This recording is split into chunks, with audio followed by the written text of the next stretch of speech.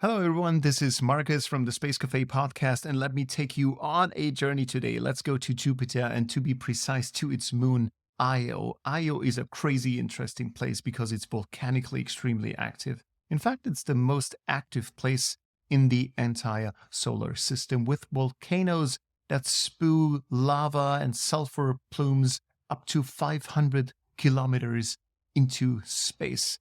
And Io was discovered already in 1610 by Galileo Galilei. But this is not the story today. The story today is a bunch of very interesting data that NASA spacecraft Juno discovered, and NASA released that data very recently. And what caught my attention was a place some call already Steeple Mountain. And there's an artistic rendering already out there on the internet about a place, a very interesting mountain between 5,000 and 7,000 meters tall with a very peculiar rock face. And I was like, this could be the perfect place for an expedition for a world-class mountaineer. Of course, take this with a grain of salt, but still, why not? Maybe in future generations, someone will do it. So I called up my friend, world-class climber from Switzerland, Stephan Siegrist, and challenged him to come up with a solution to climb that place. And this is what he came up with. It was a lot of fun.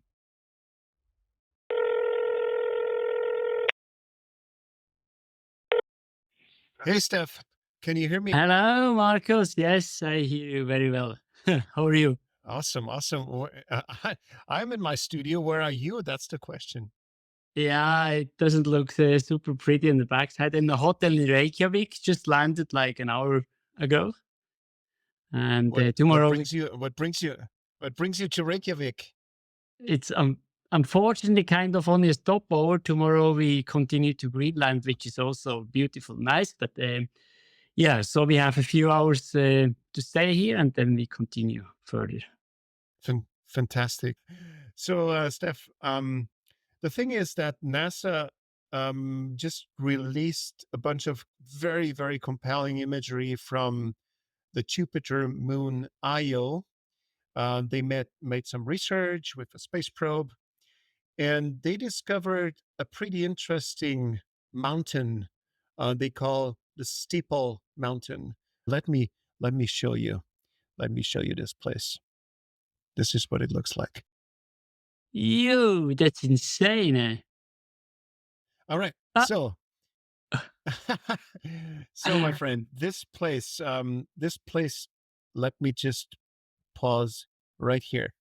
So this place is called Steeple Mountain, and it's an artist's rendering based on real scientific data. So it's between 5,000 and 7,000 meters tall. What? And I thought it's maybe like 5 meters high, that peak. No, not so. Just imagine 5,000 meters. So how does this make you feel as a mountaineer? I mean, if you know my preferences, then you know that mountain really attracts me from the beginning. It's like so fascinating how it stands there in the place. It's shaped like a knife. It's super attractive. I would love to go.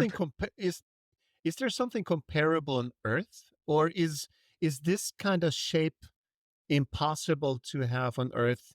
Because on Io there is a completely different gravity, so there is just 0.18 grams of gravity. So this is a tenth of what we're experiencing on Earth. So would something like this be possible on Earth?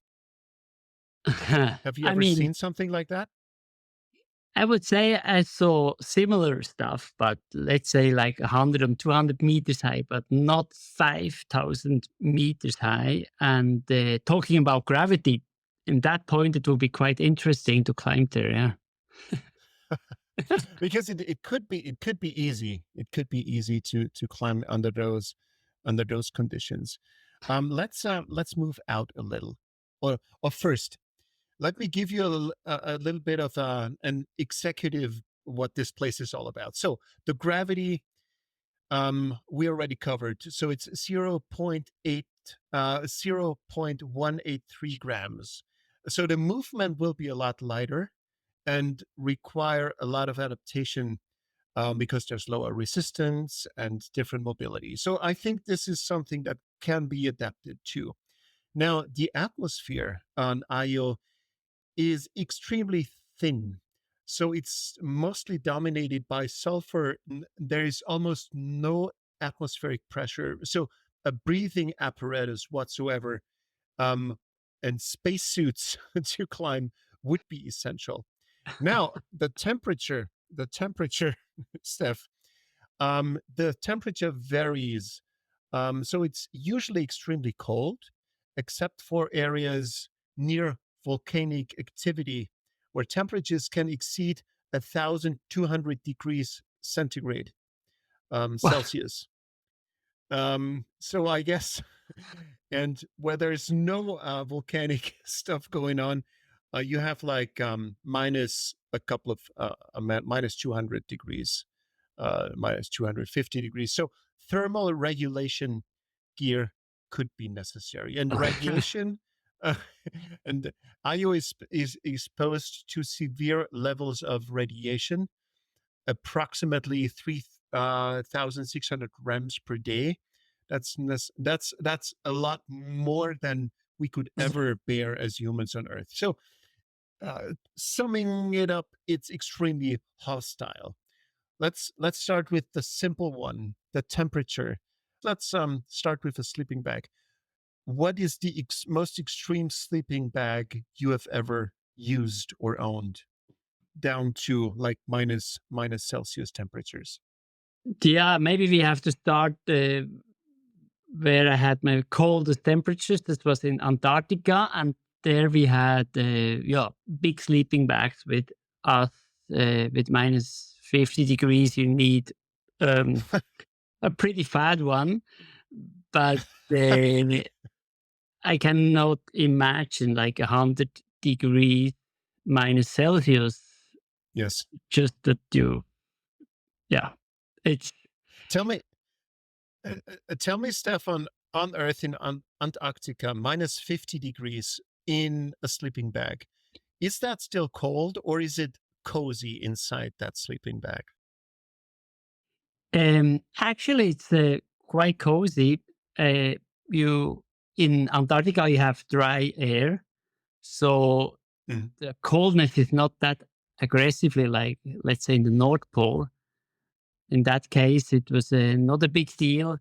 The the only not so comfortable thing was that with the humidity, when you were breathing during the night, your eyelashes would freeze together, and then if you had to go for a pee in the night, it was you first had to warm up your eyes so that you could even see something. So how would you do that? With your finger? How would you warm up your eyes? Exactly, with the fingers out, and then you need a kind of a 3 to 4 minutes more before you could step out of the sleeping bags and go out for a pee. So now this could be a little too intimate a question, but now since you were talking about that, peeing during minus 50 outside, how does that work? It's quite easy. You just have to be fast. Okay, but it works. It's not. It's definitely not a big deal. It sounds like super crazy, but yes, you get used to it. Okay, you get used to it. Nice. Okay, thanks for that insight. All right, so the terrain. Now back to our crew brief. The Steeple Mountain, as mentioned, is between 5 and 7 kilometers tall. And the terrain includes a mixture of sulfur dioxide frost, so it's usually frozen, and silicate lava, contributing to very unstable and unpredictable ground conditions. So, is there anything relatable on Earth where you could say, oh, of course, I could imagine that if you have sulfur dioxide frost, that could be relatable to ice climbing, frost climbing on Earth, right? Yeah, I guess. Sounds like. So as long it stays cold and it stays cold there, not like by us. By us, if you we have more and more the problem that we with the high temperatures, the mountains start to falling apart. But there it looks Mhm. you can climb it without any risk of the heat. Right. Because on Earth, the climate change or the the rising temperatures, they produce an issue because the mountains, the permafrost melts and gives way to mountain slides and whatnot. So that's an actual problem that you're dealing with, right?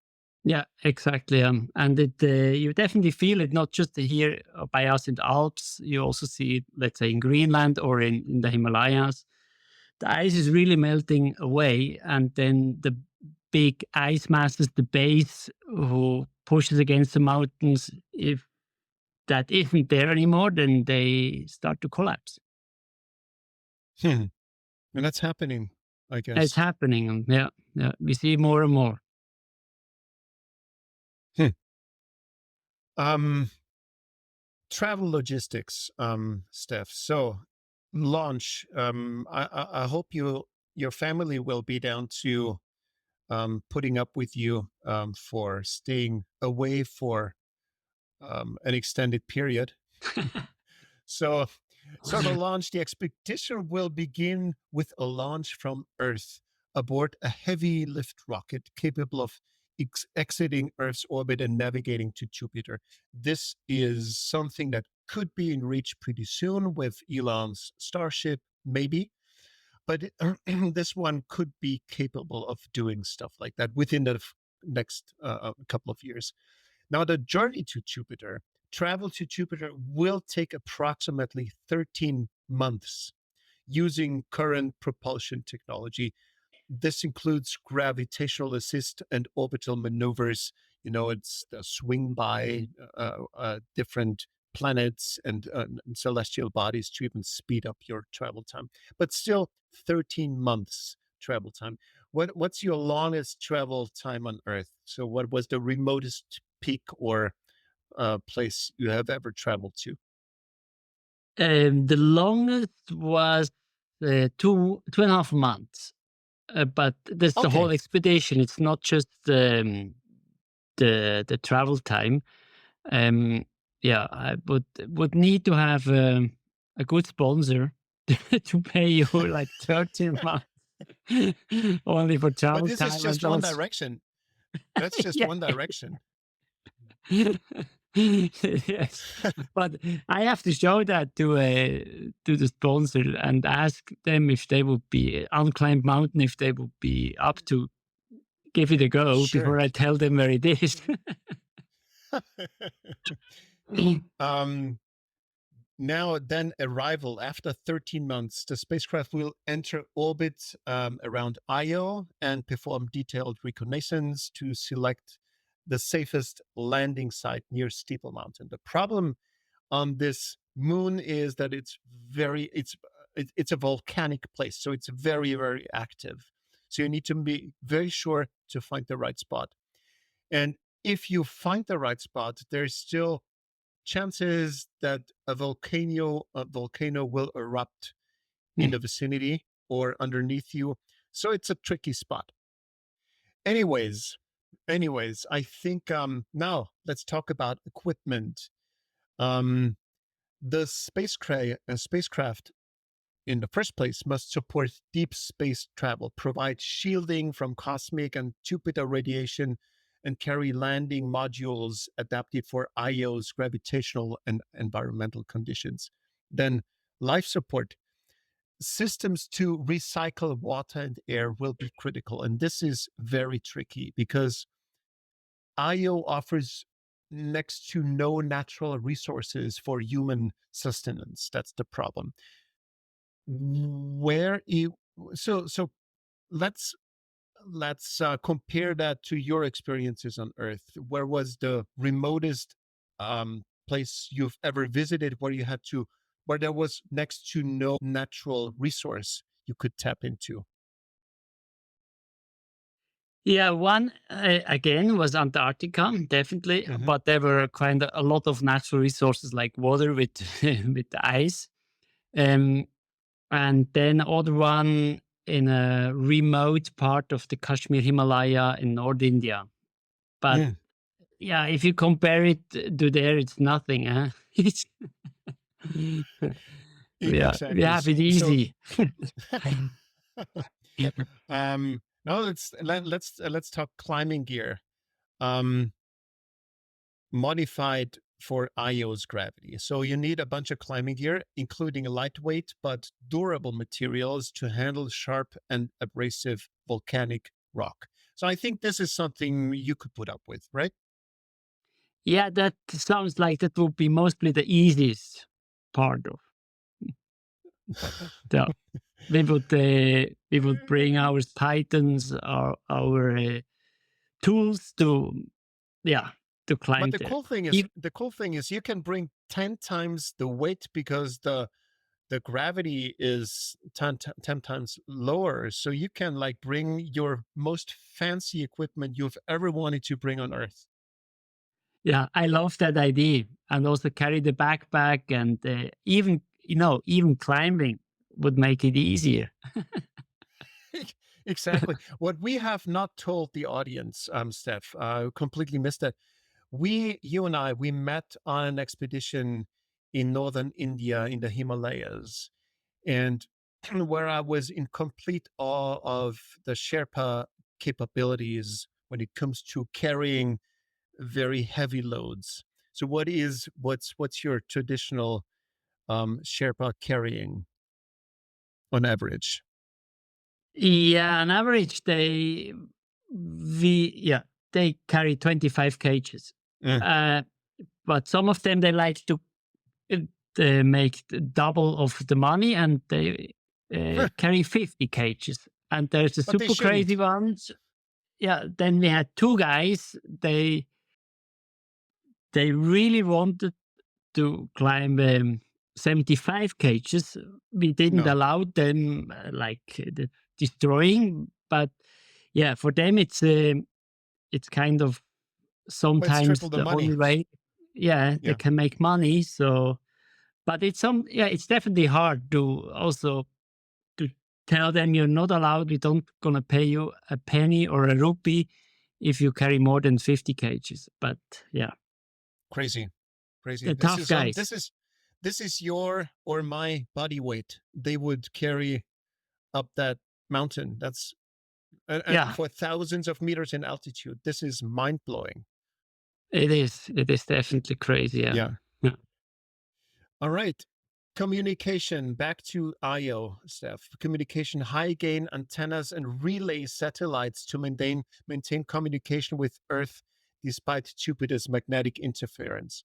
So, on Earth, you would communicate also via satellites to get weather information from weather centers in Europe. Um, so this is pretty much also something you would be used to on Earth, right? Yeah, exactly. Okay.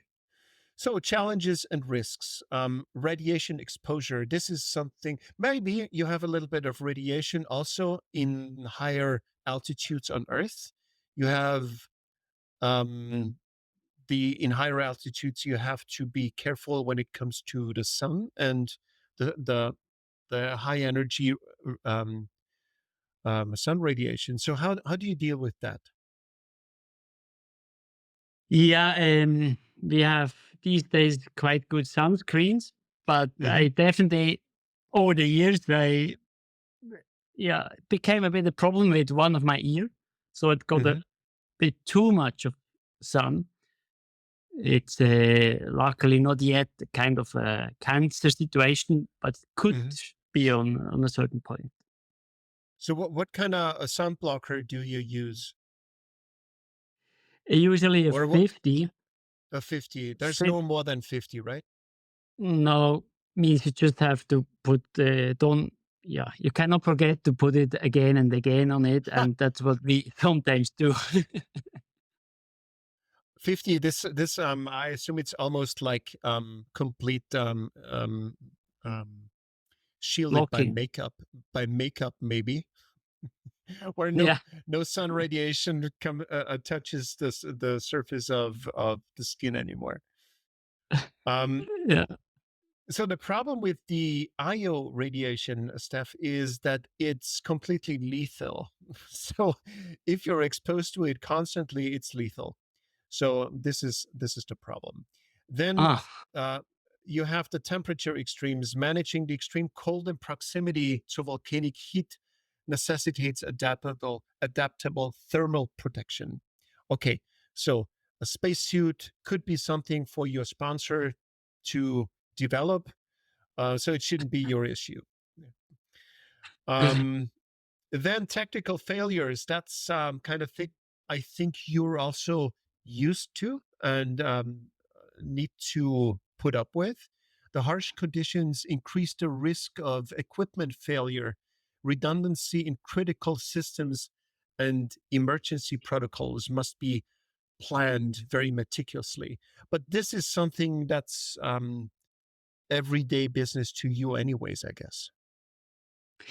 yeah, let's say in a low level, it is.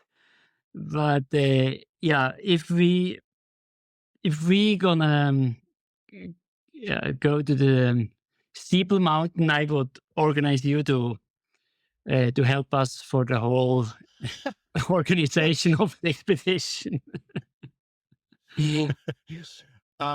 Tell me now that we're through with everything and you just need to sign that you agree to participate in that exhibition. But just tell me if you approach a mountain like this.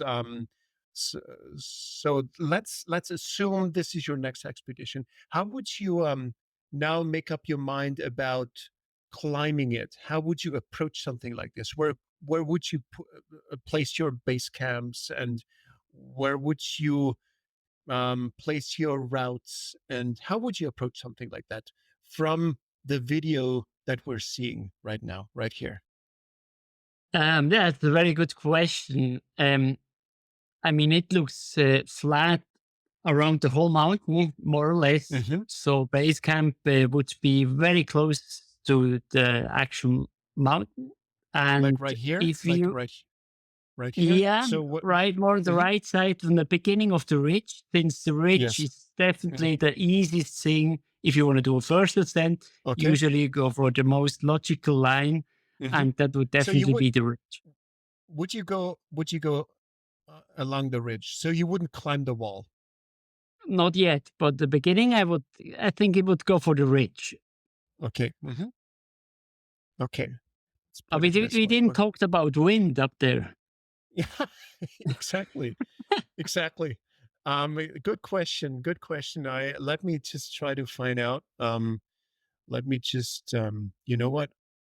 I hit close here and I will ask, let me just very briefly ask what the wind conditions are. What are the wind conditions on Io next to Jupiter? Fun questions we're asking. I love my job. So, Jupiter's moon has a very different environmental setup compared to Earth, especially when it comes to atmospheric conditions. There is no substantial atmosphere on Io, meaning it lacks the kind of wind or weather systems that we are familiar with on Earth. Instead, Io's environmental dynamics are primarily driven by its volcanic activity, which is the most intense in the solar system. This activity can eject particles and gases, but these wouldn't form winds in the conventional sense that we experience on Earth. The environment on Io is characterized more by its extreme volcanic and thermal activity than by anything akin to Earth like weather or wind conditions. So you're good to go. No wind. Okay. So then I would stay on the ridge, yeah, if there is not much wind. Good. Okay, and then how? Okay, so now you decided to go, or stay on the ridge. How? What next? Yeah, but the mountain is like between 5 and 7,000 meter high. So you have to Yes. imagine there's no such mountain in what we know on Earth, um, from the base to the top. So that would Mhm. take many days. Depends of the difficulty of the route, Mhm. how good the rock is, and if you look at the ridge on let's say 6,000 meter high peak starting from the ground. So the ridge is many kilometers long. So you would spend quite some days on that climb.